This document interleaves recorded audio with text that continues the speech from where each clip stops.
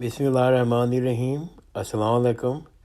انشاءاللہ ہم آج بھی پروفیسر سید محمد سلیم رحمۃ اللہ علیہ کی کتاب مسلمان مثالی اساتذہ مثالی طلباء کا مطالعہ جاری رکھیں گے، اور آج الحمدللہ اس سلسلے میں ہماری 9ویں نشست ہے، اور ابھی تک ہم نے اس کتاب کے باب اول سے لے کے باب پنجم تک کا مطالعہ کر لیا ہے، اور ہم چھٹے باب کا مطالعہ کر رہے ہیں، اور آج ہم اپنے مطالعے کا آغاز کریں گے تصانیف کی قدردانی۔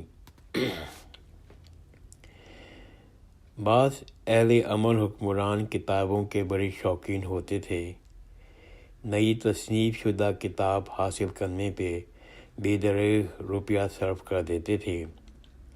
ابوالفرج اصفہانی عموی 256 ہجری نے عربی حکایات، گیتوں اور مختلف قصوں پر مشتمل ایک جامع کتاب الاغانی 21 جلدوں پر تصنیف کی۔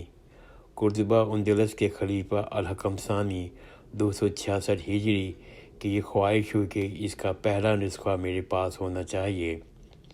اس نے ابوالفرج کو 1000 دینار سرخ اشرفی کا عطیہ دے کے کتاب کا پہلا نسخہ حاصل کر لیا۔ البیرونی نے فلکیات پر ایک کتاب لکھی اور سلطان مسعود کے نام معنون کی۔ سلطان نے خوش ہو کر ہاتھی کے وزن کے برابر چاندی مصنف کو عطا کی، مگر سیر چشم بیرونی نے اس کو قبول نہیں کیا۔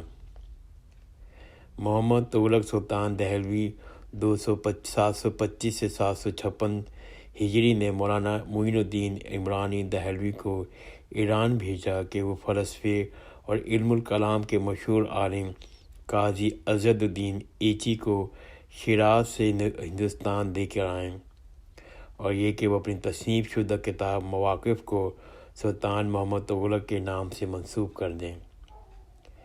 سلطان عبدالاسحاق والی شیراز نے جب ہندوستان کے سلطان کی سفیر کی آمد اور مقصد کا حال سنا تو وہ مانا آیا۔ اس نے قاضی عز الدین سے کہا کہ میں ہر قسم کی خدمت کے لیے ہوں، میرا یہ تخت حاضر ہے، میری منقوہ کے علاوہ ہر شے آپ کے لیے حاضر ہے، مگر آپ یہاں سے ہرگز نہ جائیں۔ بادشاہ کا اصرار بہت بڑا تو قاضی نے ہندوستان جانے کا ارادہ ملتوی کر دیا، اور مواقف کا متن بھی سلطان عبدالاسحاق شیرازی کے نام سے منسوب کر دیا، اور سلطان محمد تغلق کی مہم ناکام لوٹ آئی۔ کثیر تصانیف علماء۔ مسلمانوں کی کثیر تصانیف علماء کی تعداد کم نہیں ہے۔ وہ علماء جن کی تصانیف کی تعداد 100 سے زیادہ ہے، ان میں سے بعض کے نام یہ ہیں: امام غزالی، امام ابن تیمیہ، حافظ ابن حجر، حافظ سوطی۔ 415 تعداد۔ ہندوستان میں بھی ایسے مصنفین گزرے ہیں جن کی کتابوں کی تعداد 100 سے تجاوز ہے۔ مولانا عبدالحسنات عبدالحی تصانیف میں ان کے مواویز کو شامل کیا جائے تو تعداد 1000 سے بھی تجاوز کر جائے گی۔ پاکستان میں مولانا مودودی کی تصانیف بھی 100 سے زائد ہیں۔ ایک ایسے ہی کثیر تصانیف بزرگ مولانا عبدالرحمن ابن جوزی ہیں۔ ان کی کثرت تصانیف کا اندازہ اس امر سے لگایا جا سکتا ہے، زندگی بھر ان کا یہ معمول رہا کہ قلم کے تراشے وہ ایک جگہ جمع کرتے رہتے تھے۔ ان تراشوں کا ایک ڈھیر جمع ہو گیا تھا۔ مرنے کے بعد اسی ڈھیر سے پانی گرم کیا گیا اور ان کو غسل دیا گیا۔ ابوالفضل اور فیضی کے والد ملا مبارک ناگوری 1001 عیسوی عالم دین ہونے کے ساتھ بہت بڑے وراق اور نساخ تھے۔ انہوں نے اپنے قلم سے 500 ضخیم مجلدات نہایت اچھی خطاط میں لکھی ہیں۔ ان کی بینائی ختم ہو گئی تھی تو انہوں نے قرآن مجید کی تفسیر شاگردوں کو املا کرائی۔ اس تفسیر کا نام منبع عیون المعانی ہے۔ قلمی تصانیف کی موجود تعداد۔ ان اساتذہ اور علماء نے اس قدر ضخیم ذخیرہ یادگار چھوڑا ہے، ان کا اندازہ کرنے کے لیے قدیم دور کی کتابت الفہرست ابن ندیم 380 ہجری کشف الظنون از حاجی خلیفہ چلپی 1059 سے 1017 وغیرہ کا مطالعہ کرنا چاہیے۔ عالم اسلام میں کئی مرتبہ تباہی اور غارت گری آئی ہے۔ اندلس اور مراکش کے کتب خانے فرنگیوں نے جلا کے خاک کر دیے۔ ماورائے نہرہ ایران اور بغداد کے کتب خانوں نے وحشی تتاریوں نے غارت کر دیے۔ روسی ترکستان میں جو علمی ذخائر موجود ہیں وہ بھی نامعلوم اور مغفل ہیں۔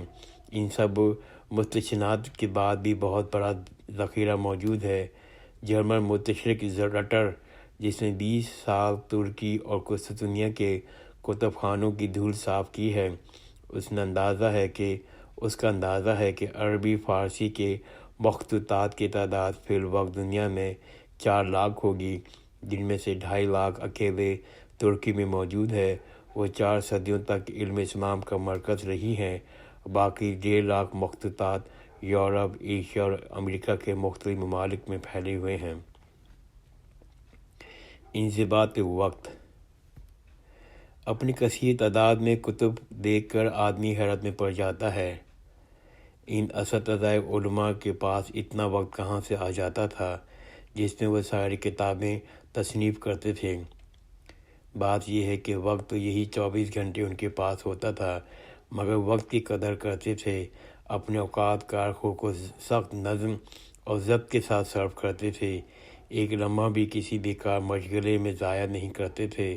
زندگی ایک نظام الاوقات کے مطابق گزارتے تھے۔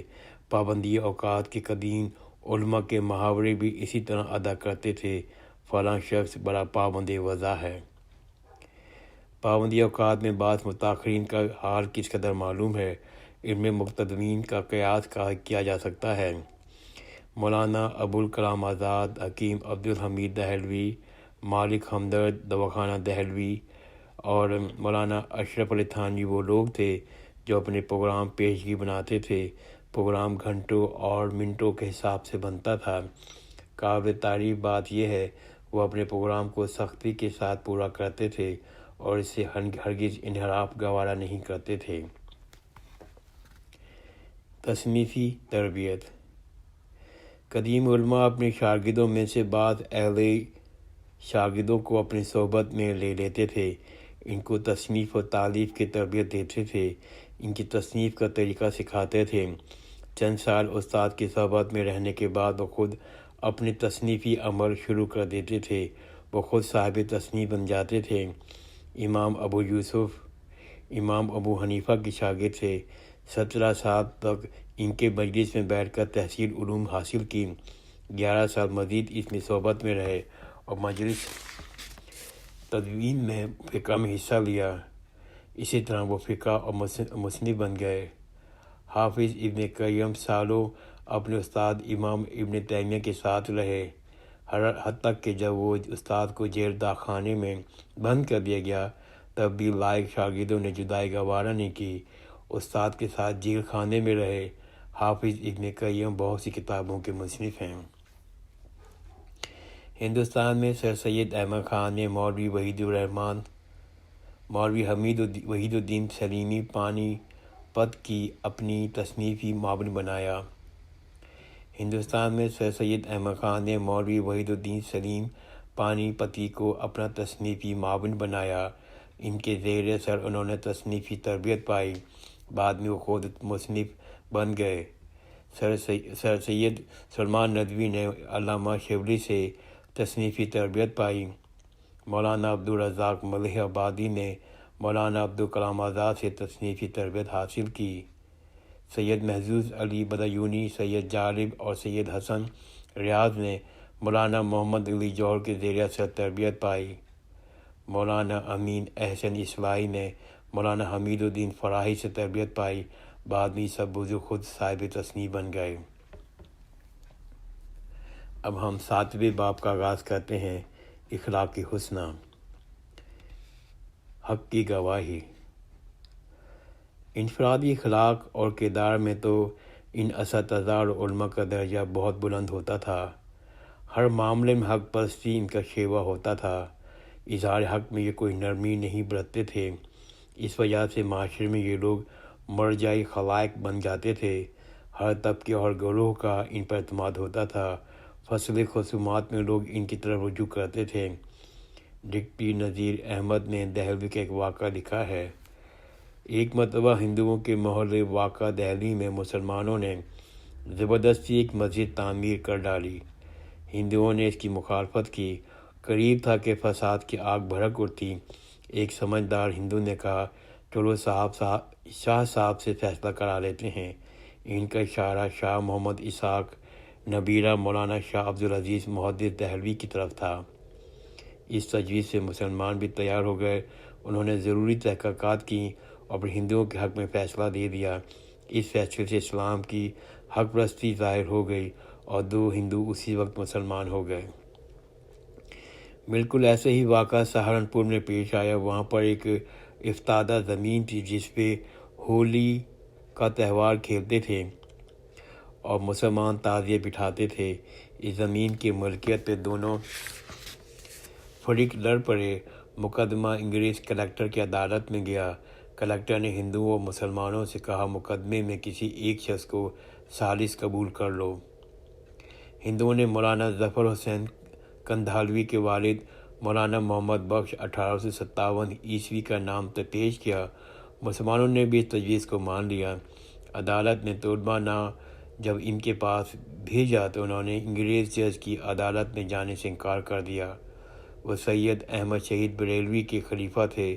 1841 میں جہاد کی ناکامی کے بعد وہ گھر میں مقیم ہو گئے تھے اور عہد کر لیا تھا کہ فرنگی کی شکل نہیں دیکھوں گا۔ انہوں نے یہی عذر پیش کیا۔ انگریز جج مرد فہم تھا۔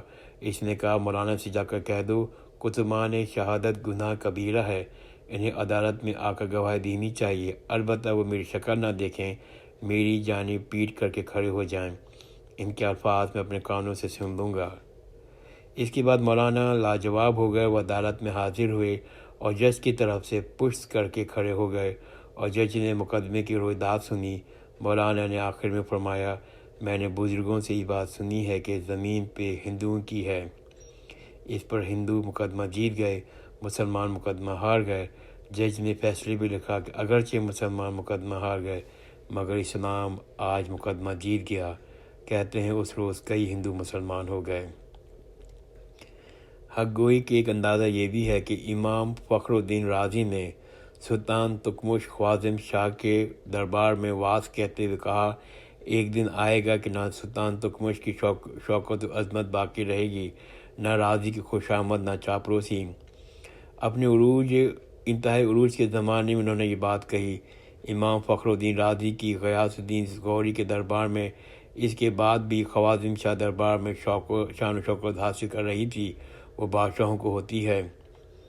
چنگیز خان نے ہرات میں قتل عام کیا مگر امام فخر الدین رازی کے احترام میں ان کے خاندان کو محفوظ رکھا۔ الحمدللہ میں نے اپنی مطالعے کا آغاز یہاں ختم کیا۔ انشاءاللہ آئندہ کی نشست میں ہم اسی چھٹے باب کا اختلاف رائے کے اہتمام سے اپنا مطالعہ شروع کریں گے۔ جزاک اللہ خیر، خدا حافظ۔